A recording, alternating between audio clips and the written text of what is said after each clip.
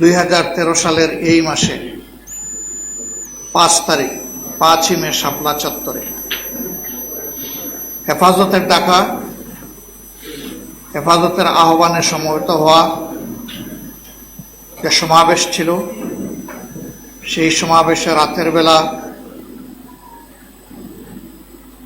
বিদ্যুৎ বিচ্ছিন্ন করে ঘুটঘুটে অন্ধকারের মধ্যে নির্বিচারে মানুষগুলোকে খুন করা হয়েছে। আর তৃতীয় গণহত্যা সংগঠিত হয়েছে জুলাই মাসের অর্ধেক এবং মে মাসের 5 তারিখ পর্যন্ত গেল বছর, আগস্ট মাসের 5 তারিখ পর্যন্ত গেল বছর। এর সাক্ষী গোটা জাতি, বিশ্ববাসী, বিশেষভাবে আমাদের সংবাদ মাধ্যম। এই দীর্ঘ পরিক্রমায় ফ্যাসিবাদের হাতে যারা নির্যাতিত হয়ে জীবন দিয়েছেন, এর মধ্যে রয়েছেন বাংলাদেশ জামাত ইসলামের শীর্ষস্থানীয় 11 জন দায়িত্বশীল, আমাদের অনেক সহকর্মী, বিভিন্ন বিরোধী রাজনৈতিক দলের নেতাকর্মী এবং আলেম ওলামা।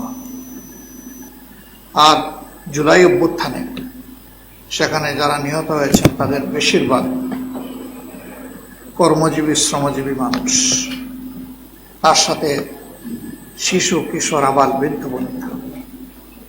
আমরা রবের দরবারে দোয়া করি দেশ এবং জাতির জন্য এই ত্যাগকে আল্লাহ তাআলা কবুল করুন, তাদেরকে আল্লাহ তাআলা শাহাদাতের মর্যাদা দান করুন।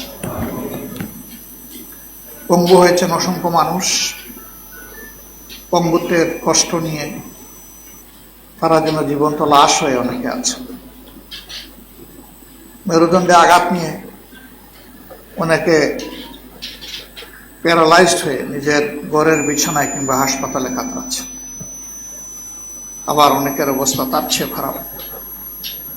তাদেরকে পরিবারের সামনে থেকে তুলে নেওয়া হয়েছে, ব্যবসা প্রতিষ্ঠান থেকে, কর্মস্থল থেকে তুলে নেওয়া হয়েছে। তাদের অনেকেরই খোঁজখবর আজ পর্যন্ত নেই।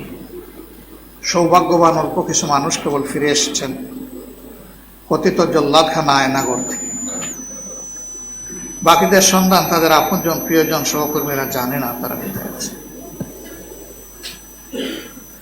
অসংখ্য মানুষকে তাদের ন্যায্য কর্মস্থল, চাকরি থেকে তাড়িয়ে দেওয়া হয়েছে, রিজেক্ট করে নেওয়া হয়েছে।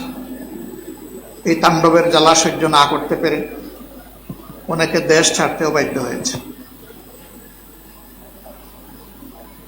এরকমই একটি কষ্টের ইতিহাস বুকে ধারণ করে বাংলাদেশে গিয়ে চলছে।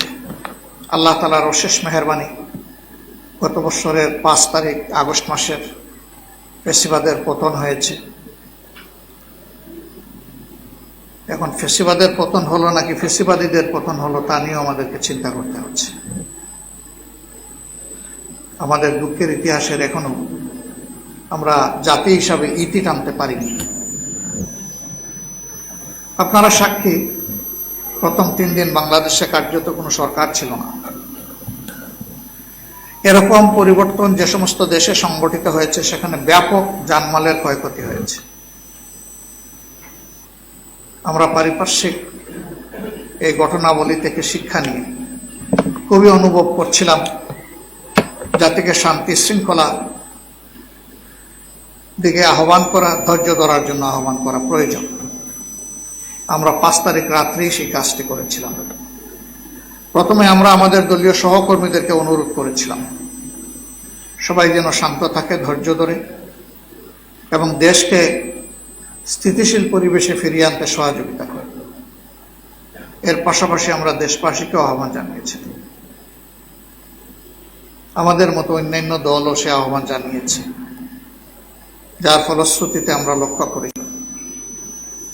অন্যান্য দেশে এ ধরনের পরিবর্তনের পর যা ঘটেছে সেই তুলনায় বাংলাদেশে তেমন কিছুই ঘটেনি।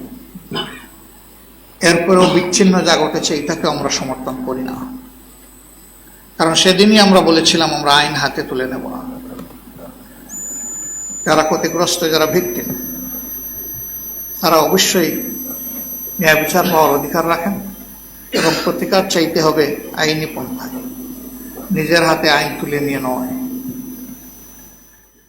আলহামদুলিল্লাহ, আমাদের সহকর্মীরা আমাদের ডাকে সাড়া দিয়েছেন। দুই এক জায়গায় তার হালকা ব্যতিক্রম যেটা ঘটেছে, সংগঠন এখানে যথাযথ পদক্ষেপ নিয়েছে, কারো মুখের দিকে তাকায়নি। কারণ আমরা কোনো বিশৃঙ্খলাকে সমর্থন করি না, এবং সমাজে যারা বিশৃঙ্খলা সৃষ্টি করে তাদেরকে আমরা লালন পোষণ করি না।